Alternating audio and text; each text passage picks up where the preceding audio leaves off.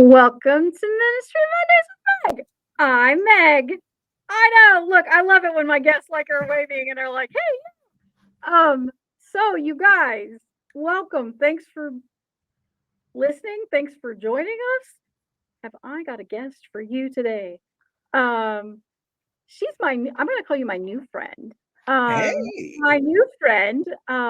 We have actually met. I mean, some of these folks are like brand new friends.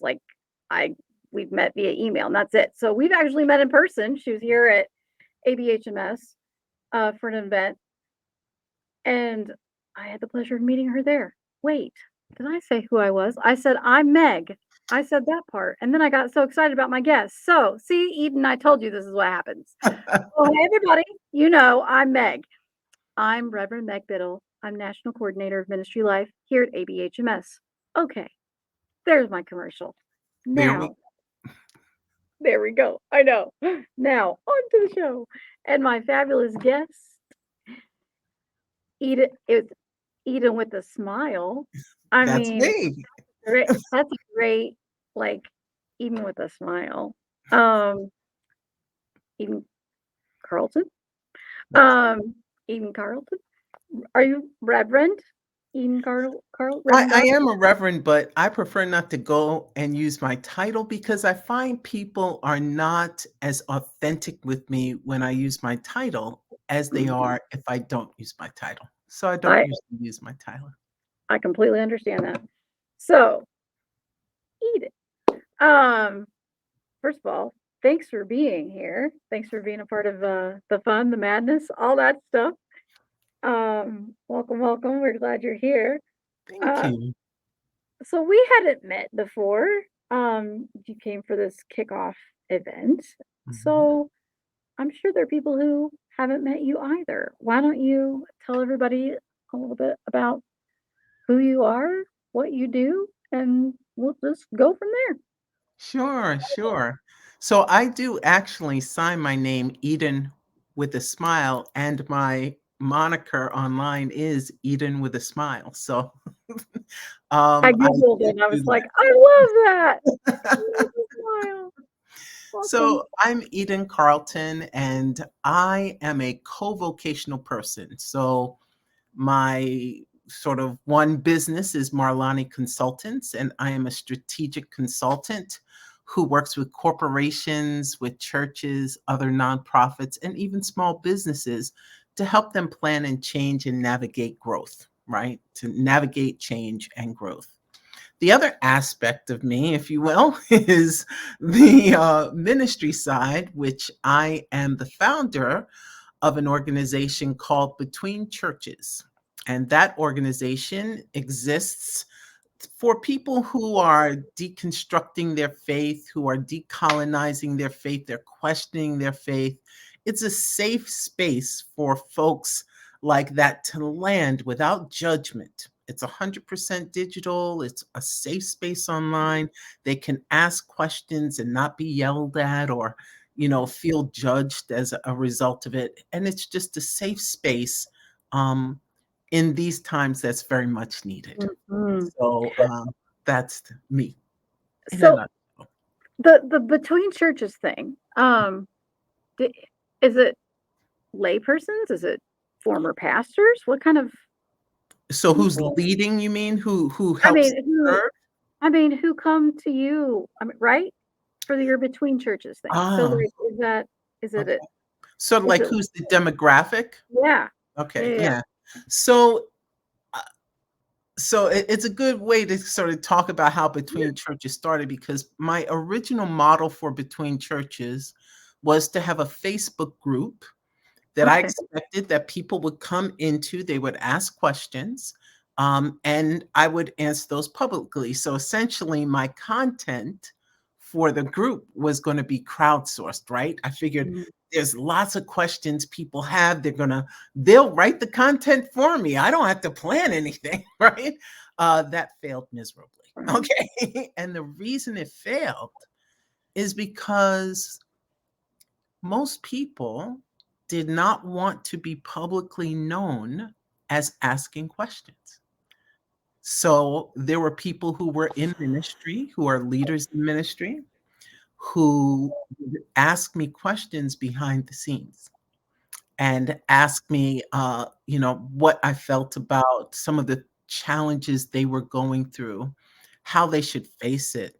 Should they leave their church? Should they stay? Should they stay in the faith? Should they leave? Should they explore something else? No one, very few, very, very, very few, like maybe one person out of probably 80 that joined the group was willing to publicly make any statement, and by public, Mm. I mean post a comment. So that original model failed miserably, and so the people who are involved, all kinds of people from all over the world are now involved with the ministry, but it was after I shifted away from that, "Hey, you asked me a question," or "Let's talk about this topic." That is when really things shifted in a different direction and broadened our scope. Okay. So you go through this doesn't work, and I get how that's hard to say I'm questioning because, Mhm, then you've lost your faith. Well, mhm, no, I haven't, but mhm, things have certainly changed, and I think God wants us to ask mhm, questions. I mean, how dare we think that God is too small to handle our questions, you mm. know? So when you had this shift, this change, what did what did that look like? Yeah, so what I started to do was instead of doing a model of crowdsourcing, which was easier on me, right? I took on um, 3 really tenets around between churches that I wanted to affirm people and their questions because they had been rejected or judged for so long about questioning, leaders. Some leaders might take it personally because you asked a really challenging question in a public space. Mhm, And so I wanted to make sure that between churches was, again, a soft place to land, a place where you could ask a question without judgment. And so I was really focused on affirmation. And as a result, literally affirmations. And I do affirmation daily. Well, it used to be daily. I found I need a Sabbath. So I do it 6 days a week. It's just a short little reel, which for those who may not know is a short form video, less than 15 seconds. It is then shared on Facebook, Instagram, TikTok, and YouTube. And many people relate that way. They engage that way. That is the primary way we really get most of the people who engage with the ministry. And I get to hear things like, good golly, I really needed that mhm, today with a crying emoji, right? It really meeting people at where their need is.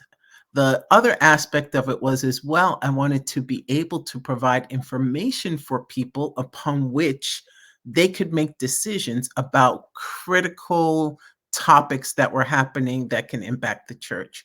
So I also offered sessions with leading experts.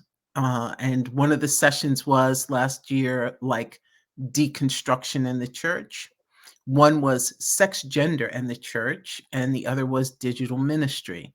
And so those opportunities. And then monthly, I also had a interactive discussion, which I tried to make multi-generational. I had some millennials there, a couple of Gen X people, as well as some, I'll say, Gen Jones, as well as boomers, to talk about things about faith and spiritual practice. So it's an amalgamation of moving towards that shift, moving towards people want really short form content. They don't want to spend an hour, half an hour listening to what you have to say, giving them information that can spark discussion, and then leaving it up. They don't want to jump through hoops and say, well, I have to be there on Thursday at 7 o'clock. In the Zoom room, well, maybe I'll just stream it Facebook Live and you'll catch it then. And if you don't catch it then, you can catch it when you're up at 3 o'clock in the morning, just scrolling through. And if it's interesting to you, you'll stick with it. And that shift is really what drew more people in. Okay. That makes sense. Mhm. Makes a lot of sense actually. I mean, who's got the time, the energy, the all that to sit and watch, listen to. I mean, yeah, I do like audiobooks and podcasts and things like that, but it's on my drive to Right. to work. So, Yeah. I had to sit, you know, hmm, maybe not so much.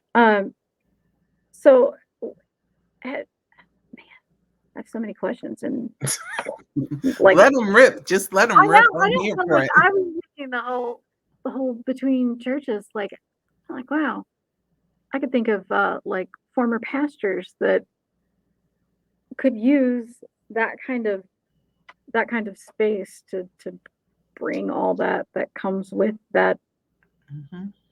and healing, to find some healing. So maybe Yeah. you don't just bounce from one church to the next. You actually take a little time and be between churches, you know? A little or a lot. I'll Yeah, say that. That's not a popular opinion, but it's a little or a lot. Each right. person, you're responsible for your own spiritual journey. And, there's currently a lot of talk about religious trauma, right? Mhm. And so people are learning about, trauma informed care just in general, but now trauma informed care in regard to religion as well. And some of the experiences that people have shared with me have been pretty challenging and pretty difficult. And it is interesting that I did do some statistics, and I do want to mention just this one. Sure. So there's something called the nuns, which are people who are completely religiously unaffiliated. And then there's the duns, right? The people who said, "That's it, I've had enough." Right? I'm not doing this way anymore. And there was a study that was done with just a small study of people who had left religion. They had left their religion that they grew up with, and they asked them why. And more than half, of course, left because they intellectually just could not align themselves with the faith that they had grew up with any longer. But 11% of the people in that study, and statistically that's relatively small, but 11% left religion because of the unwelcoming attitude that they received when they went. Mhm. Another, I think it was 20 or something percent left because of religious trauma.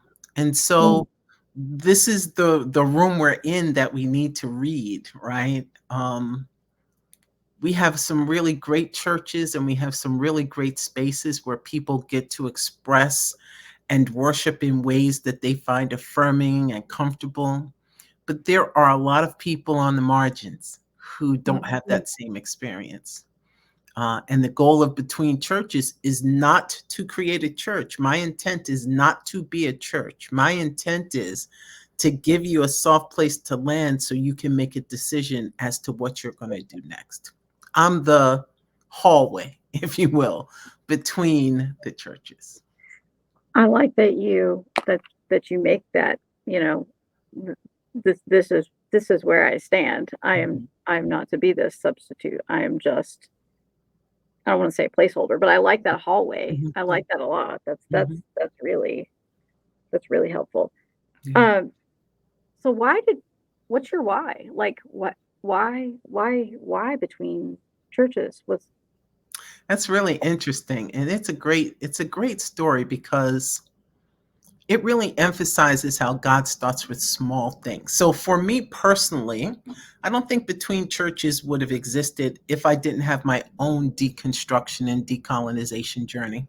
And I started that journey probably in my 20s. I know I only look 22, but I, that was a few years ago, let's just say. But it was off and on. And I revisited that again, probably around the 2020, and just started again, just looking at my faith and trying to remove the colonized lens from it and then see what faith looked like from that perspective. So I think that was one aspect.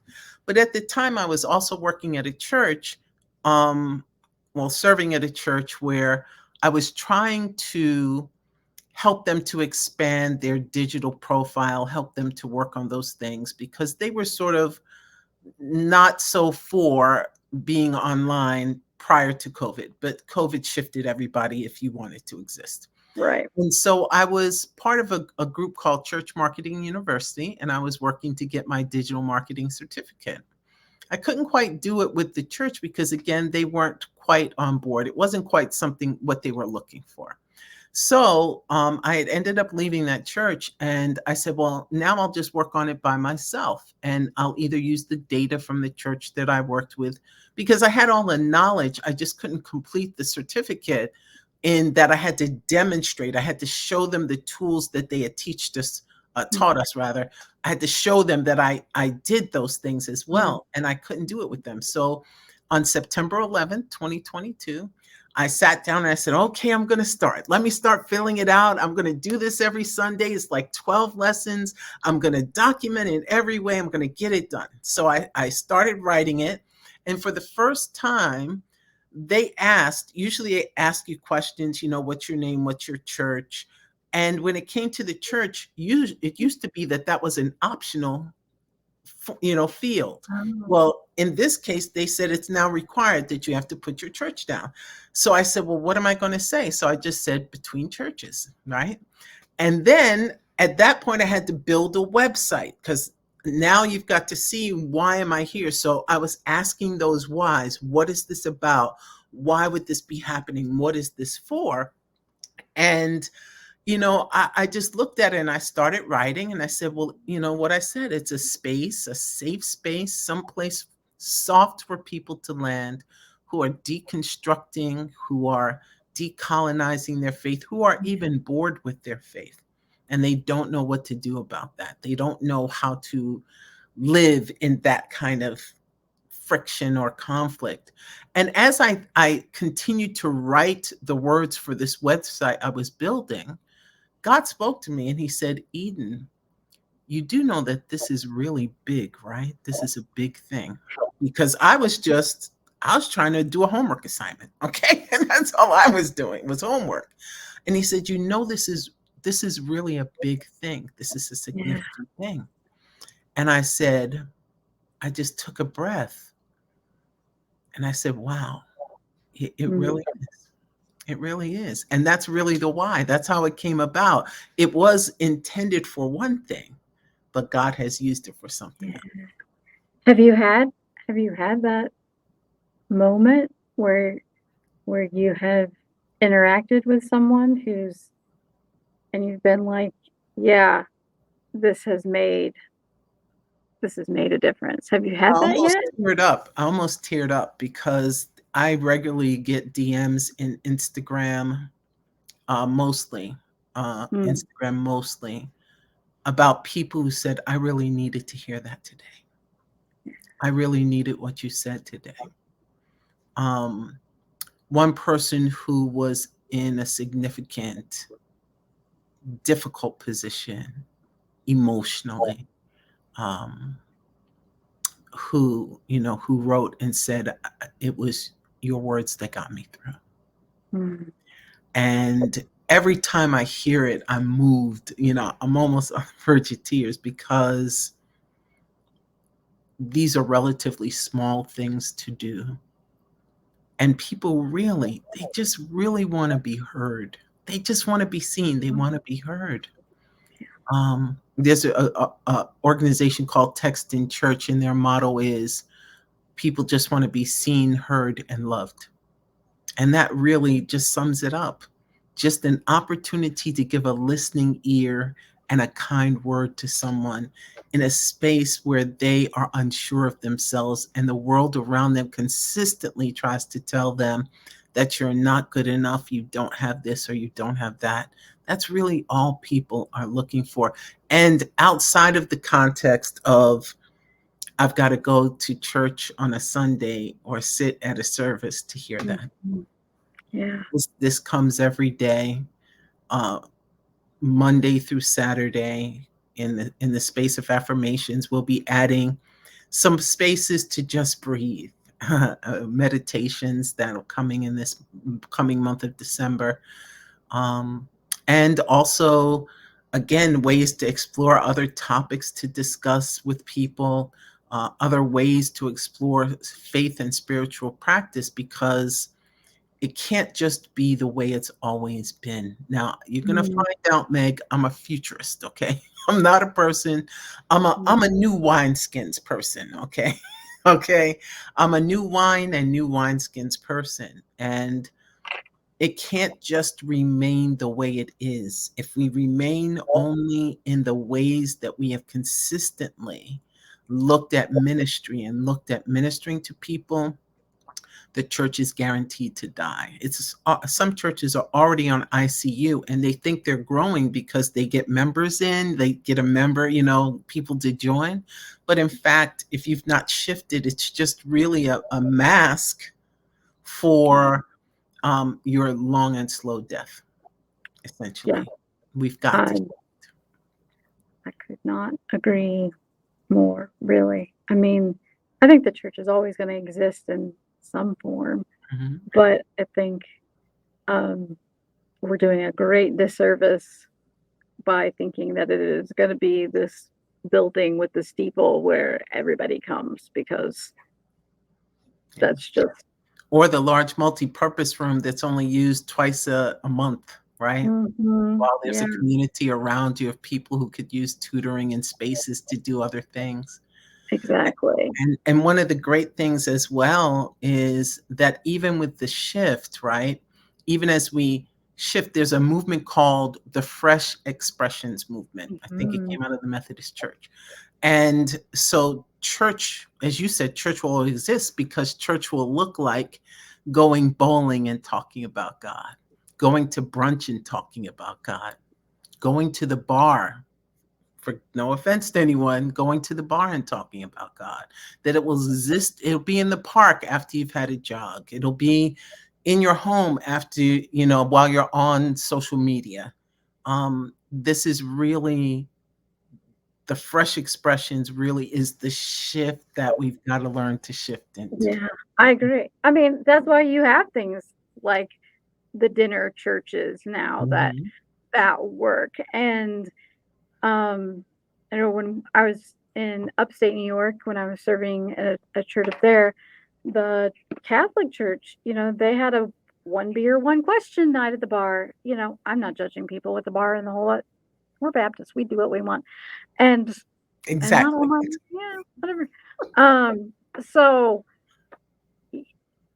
that's it's the whole meeting people where they are, and by that we mean going out, because last time I checked, Jesus didn't just sit there and be like, "Come on over." There No, you go. He he was hanging was out a with the move. buds, right? Well, Exactly. he was hanging out. Exactly. So I mean, I think, yeah, I think all this is beautiful, and I think you're exactly right. Now, do you have like, I hope that you wouldn't need it, but I'm sure, given what I know about you, you probably do. But that, like, is there something in there that if somebody says something that is concerning, that you say, okay, whoa, time out. This is bigger than I can deal with. You need to go. Oh, absolutely. Yeah. I I mean, mean, I've not encountered that yet, and that's on both ends, right? Because there are people who may be in um, difficult situations emotionally or mentally, where mm, it demonstrates maybe they're having suicidal thoughts or something like that. Absolutely, I'm directing you to someone else. I'm not your counselor. I'm the right. hallway again, right? I'm not the counselor. But there's also people who have a lot of vitriol and have some negative things to say, right? And I have ways to um, escort them as well. It's called blocking. I Yes, have plenty of yes, it ways to is. handle that as well, because one thing I especially in the Facebook group initially, I especially was very adamant about is you will not come in and abuse someone who already felt abused, uh, leaving their church or having questions. I'm not going to allow you to do that. And that's one of my rules. And so I also don't go for the hey, beautiful, blah blah blah. No, we're here for we're here for a reason. I understand the scam is things, and I'm not here for that. So there are other services and things that I would point Right. people to if they need. Because again, I'm the hallway. Mhm. I'm a very luxurious Yeah. hallway. I love That's right. That's right. We can love There's Jesus and like nice things, you concierges and know? everything. Exactly. Exactly. But no, yeah, I understand that whole and the yeah, that's just on like my list of things I don't love for 1,000 Alex There you go. is the that stuff. So, but I'm glad you haven't encountered um someone where you've had to do that, but that Mhm, mhm. that those safeguards are there Absolutely. are there. And yeah, and I have been to one of those fresh expressions, conference, and I think that those are great, ways for people to realize, Mm, hey, um, there are other ways to do this, and it doesn't have to look like a building. And it's, in my opinion, better if it doesn't look like a church building. mm, So I I love that you offer all that. I'm sure given what you do in your other role, like mhm. that must really inform you. I mean, Yeah. or help at least some Mhm. to show. Absolutely. From a strategic standpoint, absolutely. From a project management standpoint, from an ability to organize and do things that will serve people's needs. And especially, I'm an IT person as well. So that's where I really lean into digital because I did want just a total digital space. Mm, And some of it came about because, even in 2021, we were still dealing with the vestiges of COVID. Even in 2023, we are still dealing with the vestiges of COVID plus RSV now. And there are still plenty of people who don't want to go out, who don't want to be out. But the convenience of I can just pick up my phone and I can press a button as I'm relaxing in my home or doing whatever. I can turn on my smart TV and watch something or participate in something that's real quick. And it doesn't take all my time. I don't feel like it's a withdrawal from me in order to participate. yeah. Yeah. No, I get all of that. All Mm. of that. And not having to deal with the politics of a organization and all of all of that. And if I can add, and one thing that I Sure. wanna say, if I can sort of somebody may be questioning, "Sure, Yeah. that sounds nice, right? Sure, it sounds nice, but is it impactive?" And I wanna thank you, Meg, because it had me take a look at what has Between Churches accomplished over the last year. So as I mentioned, we started in September of 2021, and by 2022, I knew that that failed and it wasn't working. I had to shift, but I didn't understand how to shift. I then came up with this idea, but I didn't start this until January 2023. So there's a daily affirmations, as I mentioned. There's also topics on key topics or critical topics for the church, and then some interactive discussions. So across all my social media platforms, which is for Facebook, Instagram, TikTok, and YouTube, follow me if you would like. That would be great. We'll put all the link everybody listening and or watching, we'll make sure that, per the usual, we put all the goodies, you know, the links and the ads and all that in the show Mm, notes. Never thank you. fear. Thank you. Absolutely, my pleasure.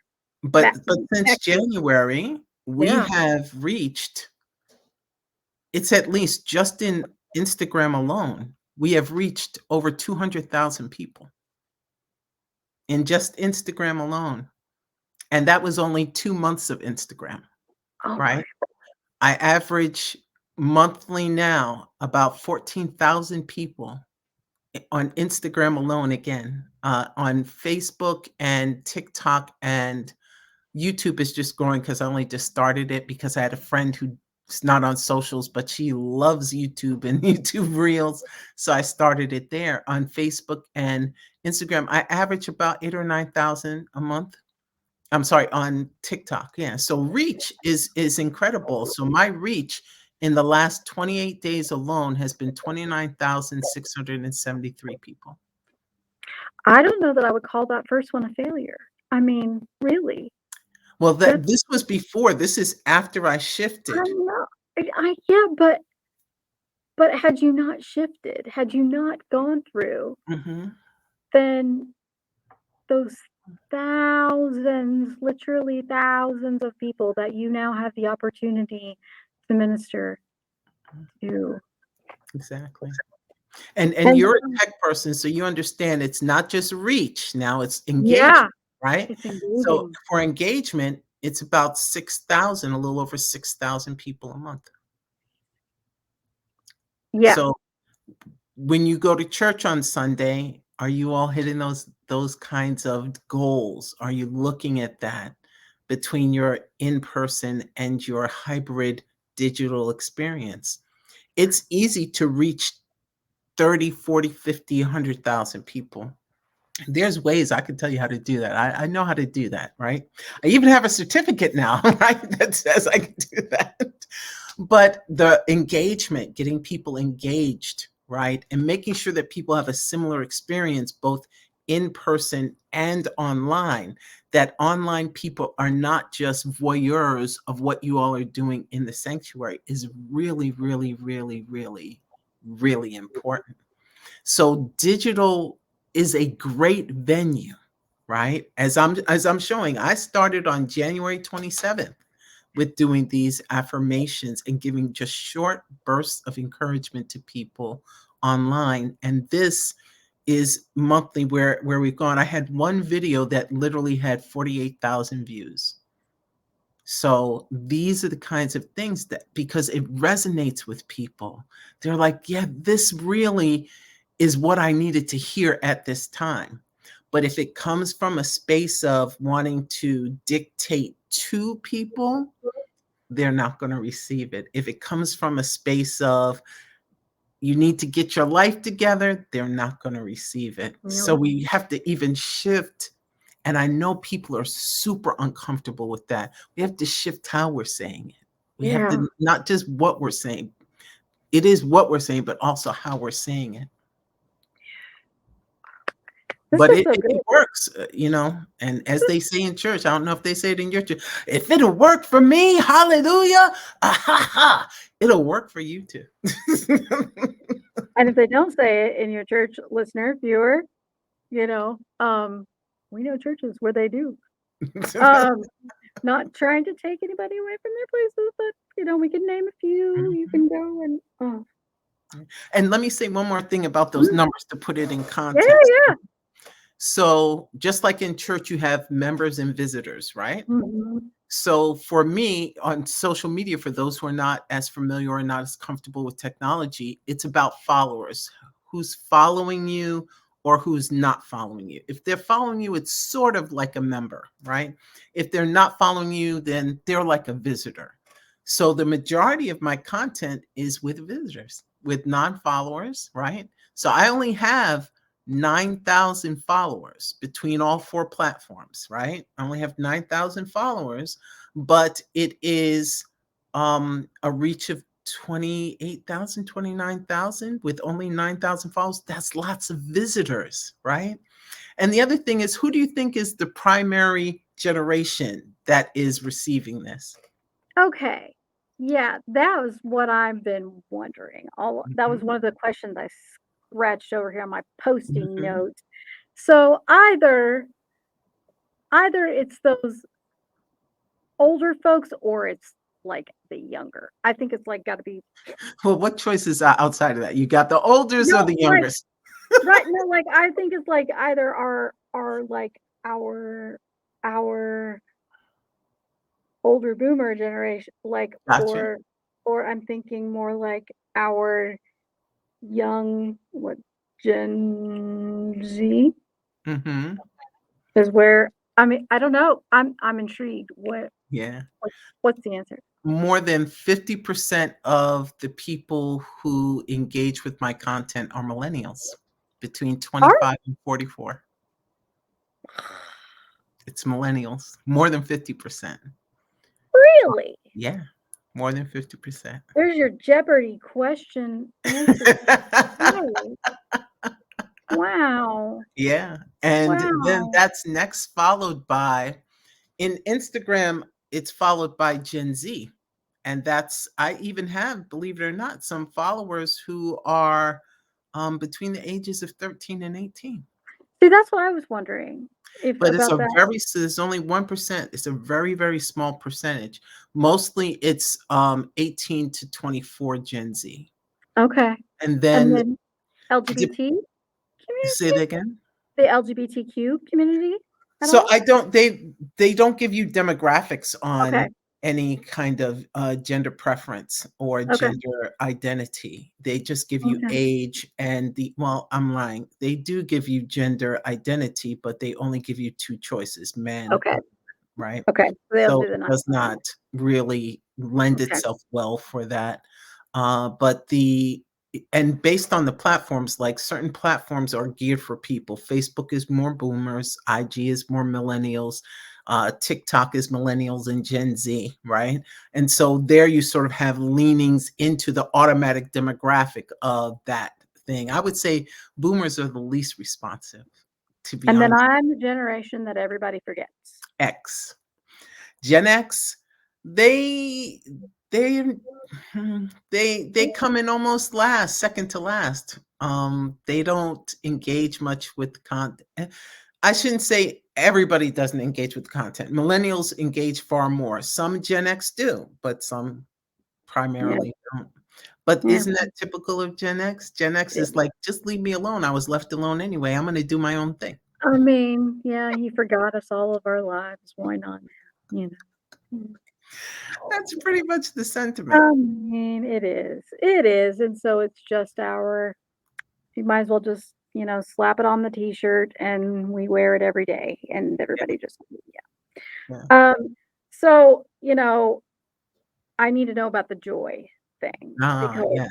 that I Yeah. mean, I I can't wait to see how you answer this question because you said I would be surprised, right, by your answer. Yeah. So, what is that thing that brings you joy? Like if she's gonna say like taekwondo or you'd be like, Zip "Okay, lining through yeah." Mexico. No, I I'm not mean, nope. I wanna nope, I wanna live. Thank you very much. yeah, I'll pass. I'll live vicariously through the other people for that one. Mhm. But, I really find joy in so many places. So, I find joy in my daughter's laugh. I find joy sitting on sand, hearing a symphony of waves, Mm. feeling a warm embrace of the sun. I find joy in music that moves me and makes me want to sing and perform concerts in the car and dance programs in my house. Those are the Mm. kinds of things I love, especially since it's been autumn, driving through areas like Valley Forge or Mhm. Ridley Creek State Park and just looking at the beauty of nature.